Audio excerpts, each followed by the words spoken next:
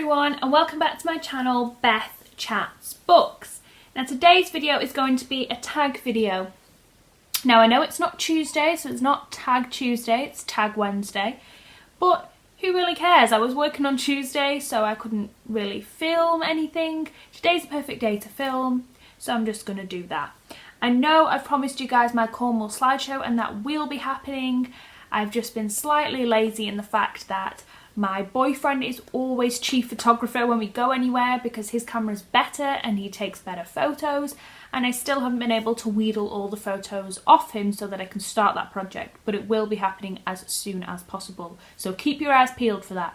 But for now, I'm just going to go into the tag video. So the tag I picked for today is the Abookcalypse tag. I hope I'm saying that right. This was an original tag by Read by Liv, and she also tagged me in that original tag. So I'll link her channel down below and her version of the tag. Thank you so much, Liv, for tagging me in this. I know it was a while back now, but I have mentioned before, and I pretty much mention on every tag video, how I go backtracking through my list, and I'm at this point with this tag now. So, question number 1 is evacuate. Which book do you grab and why? Now, it's impossible for a book lover, as you know, to just take the one book. And I couldn't even just select 2, so I've selected 2 collections of books. So the first one is the Bronte collection. So that's Wuthering Heights, Jane Eyre and The Tenant of Wildfell Hall, all by Charlotte Anne and Emily Bronte. And I picked those books because I was quite young when I first read Wuthering Heights and Jane Eyre. I haven't read The Tenant of Wildfell Hall yet, but I'm getting to that.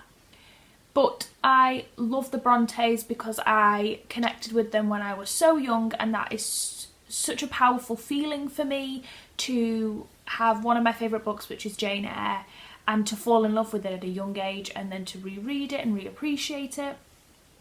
So it's a bit of my childhood that I'd want to preserve. Equally, my second collection, which is the Little Women collection, which is Little Women, Little Men, Jo's Boys, and I forgot the last one. So sorry about that.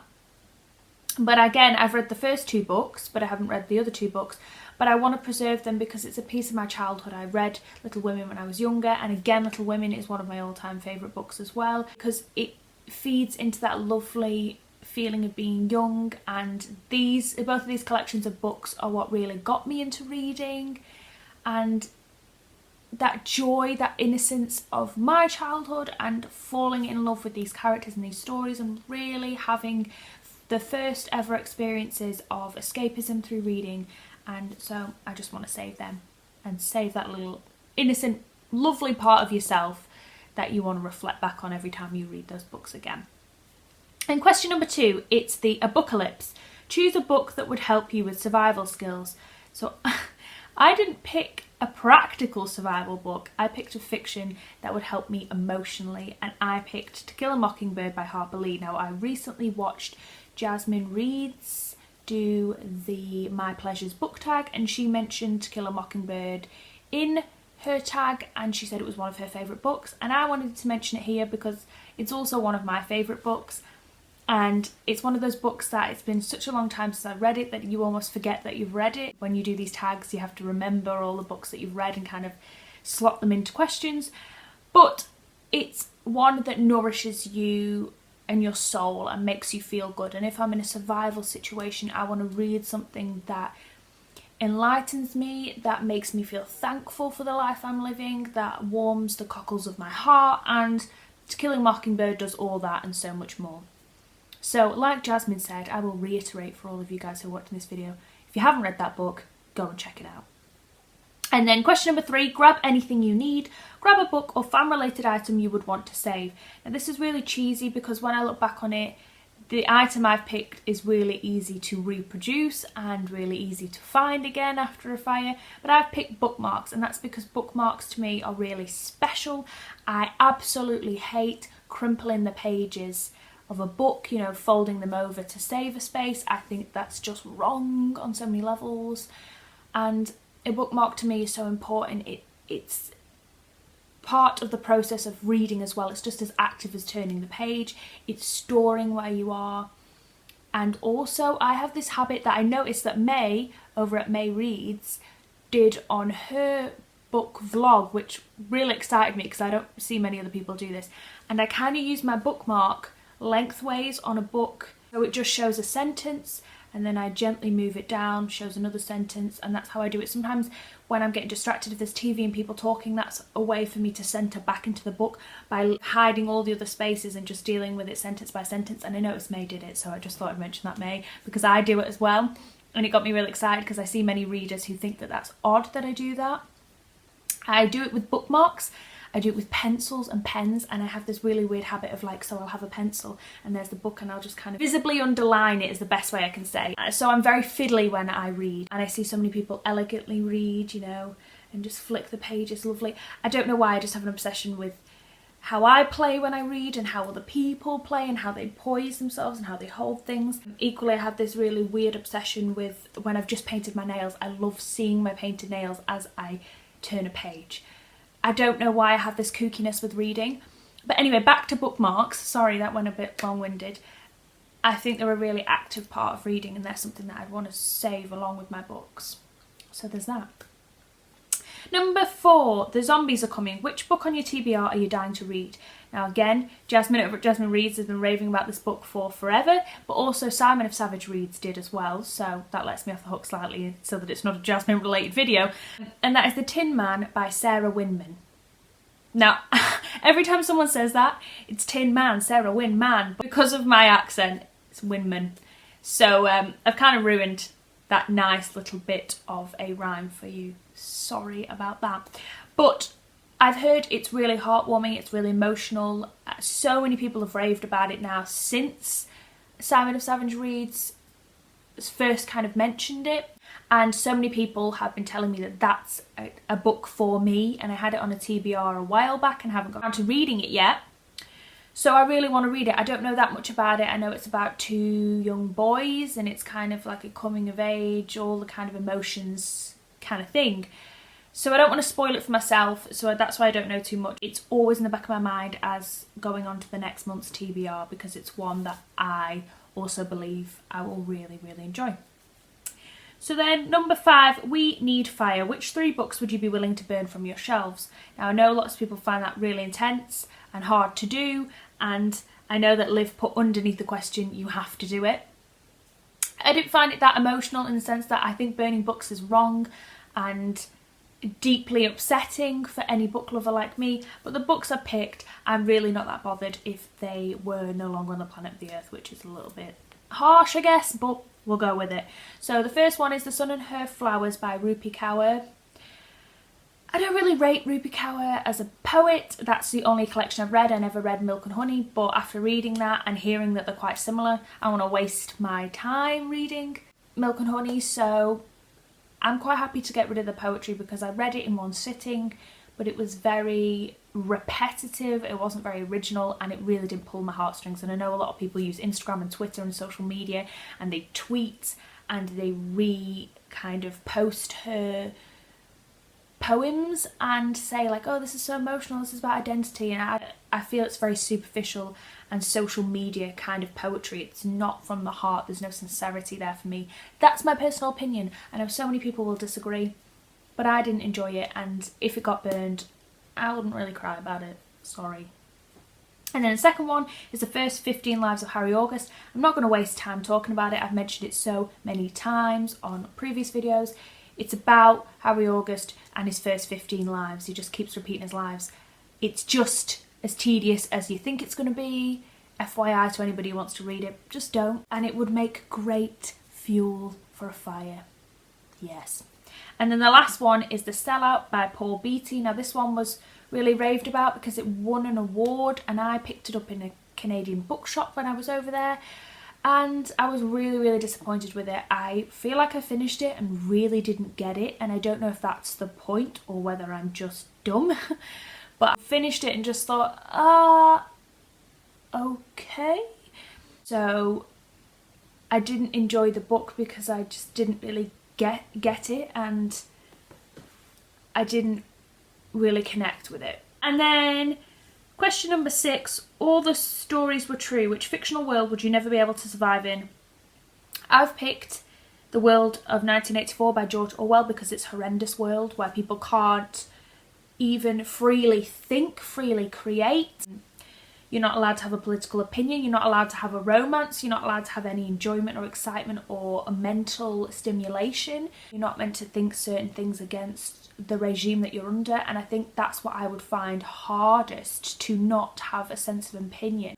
What I find so enlightening and inspirational is that when people in real life have been in situations where they have been suppressed, the fact that they have like-minded individuals and a community spirit and a sense of purpose within their world based on how they've been treated and what they want better for future generations is what drives people forward and allows that survival instinct to kick in. And I think living in a world where you wouldn't be able to have the hope and the ability to plan and create a community and a plan and a way of surviving with one another, or even in your own mind to yourself, is very damning to someone's survival. And I know I certainly wouldn't be able to live in a regime where I couldn't even personally in my own mind feel a certain way and express that to myself.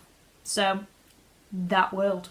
Number 7, lone survivor. Which character would you choose to be a companion or protector during the apocalypse? So I picked 2, and again this might sound a little bit like I am bouncing off Jasmine's tag video that I watched recently, but I put Thomas McNulty and John Cole from Days Without End because, yeah, she's raved about them.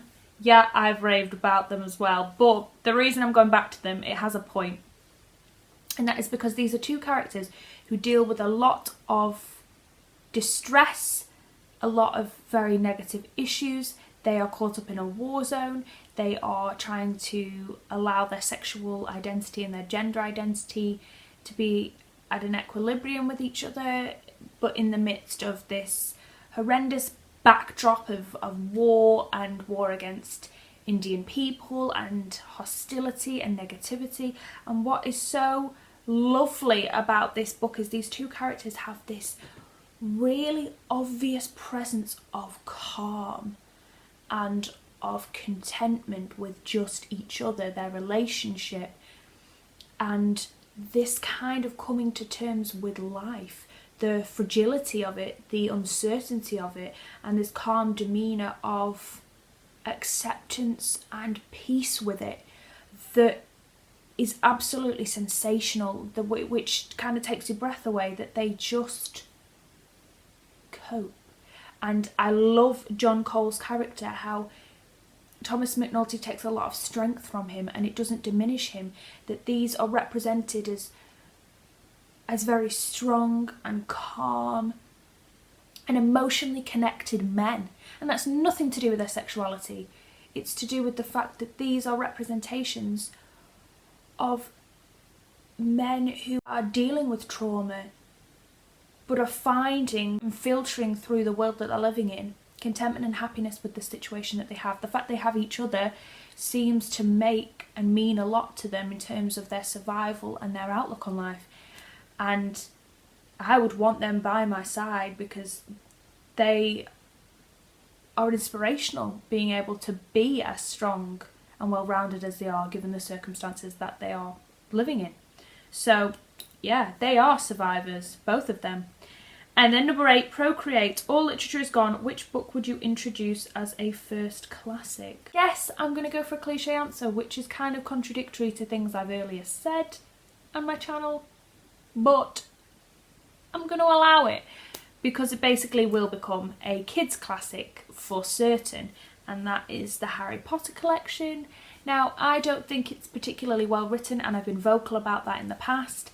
However, I think in terms of a children's classic, if this collection, which I'm currently rereading as well, which is helping shift my perspective to a more realistic sphere of thinking, is that if it's encouraging young people to read, if it is giving them the magic that the Bronte collection and the Little Women collection, Little Women especially being a children's classic, gives to other children in the future, that they can read the Harry Potter world and experience escapism for the first time, connect with a book for the first time, and if in 20, 30 years kids are growing up and saying, you know, the book that really got me into reading was Harry Potter. That world really got me into fantasy that I now enjoy, or it got me into reading and now I read for pleasure and always have done, and I first resonated and connected with a book through that.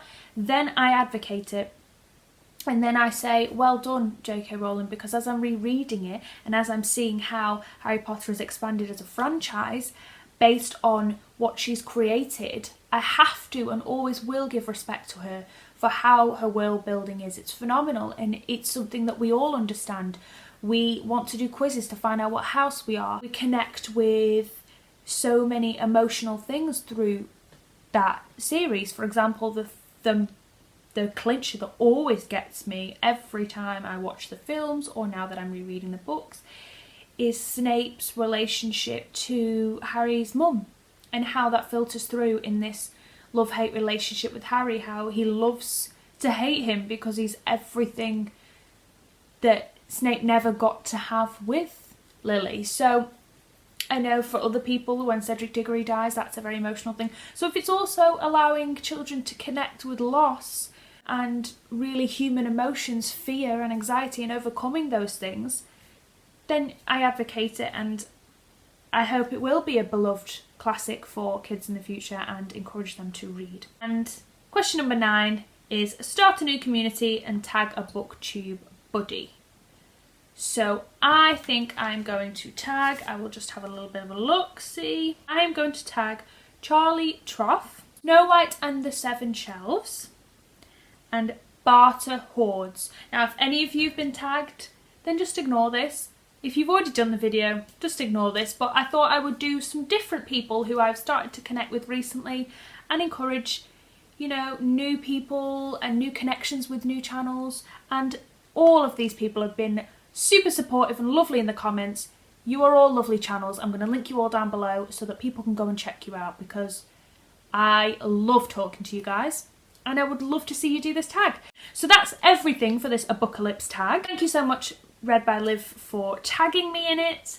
Thank you guys so much for watching. I'll be back very soon, eventually with this Cornwall slideshow and with other videos, and I hope you've enjoyed watching. Bye now.